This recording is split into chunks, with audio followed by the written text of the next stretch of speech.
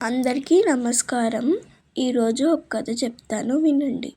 ఒక అడవిలో ఒక మేక ఉండేది. ఆ మేకకు 7 పిల్లలు ఉన్నారు. ఒకరోజు మేక ఆహారం కోసం బయటికి వెళ్తూ, ఈ అడవిలో ఒక తోడేలుంది. చాలా చెడ్డది. నేను వచ్చేంత వరకు తలుపులు తీయొద్దు. వచ్చేటప్పుడు నా కాళ్ళకి సున్నం కట్టుకొని వస్తాను.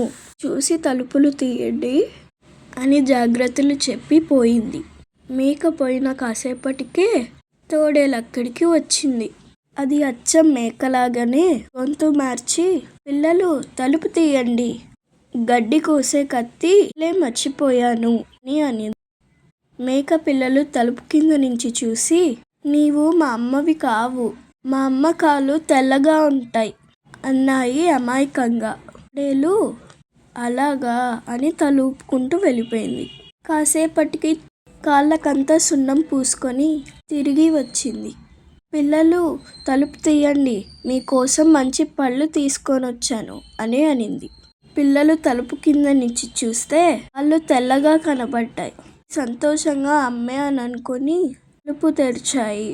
అంతే, తోడేలు లోపలికి దూరి దొరికినట్టు చంపి తినడం మొదలుపెట్టింది. ఒక పిల్ల మాత్రం ఆ తోడేలు బారి నుండి తప్పించుకొని అడవిలోకి పారిపోయింది. ఇంటికి వస్తున్న అమ్మని కలిసి ఏడుస్తూ జరిగిందంతా చెప్పింది. తన పిల్లలంతా చనిపోయిన విషయం తెలిసి మేక చాలా బాధపడింది. ఎలాగైనా తోడేలు అంతా చూడాలనుకుంది. దాన్ని వెతుక్కుంటూ మేక బయలుదేరింది. ఒక చోట తోడేలు హాయిగా గుర్రు కొడుతూ కనపడింది. మేక బాగా ఆలోచించి ఒక పెద్ద గుంత తవ్వింది. దాని లోపలంతా పెద్ద పెద్ద అడవి ముళ్ళు వేసింది. ముళ్ళు పైకి కనపడకుండా ఆకులు పరిచింది. గుంట పక్కనే తన పిల్లలు నిలబడి మే మే అన్నారవమని. ఆ అరుపుకు తోడేలు తెరింది. తోడేలుకు ఎదురుగా మేకపిల్ల తల ఉంచుకొని తింటూ కనబడింది. తోడేలకు నోరూరింది.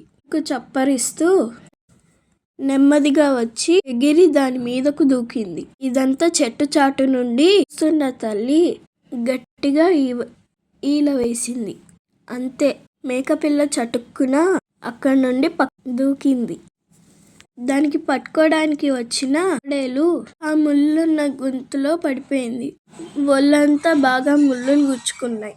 అది కుయ్యో మొర్రో అని ఏడుస్తూ నుండి బయటపడి అడవిలోకి పారిపోయింది.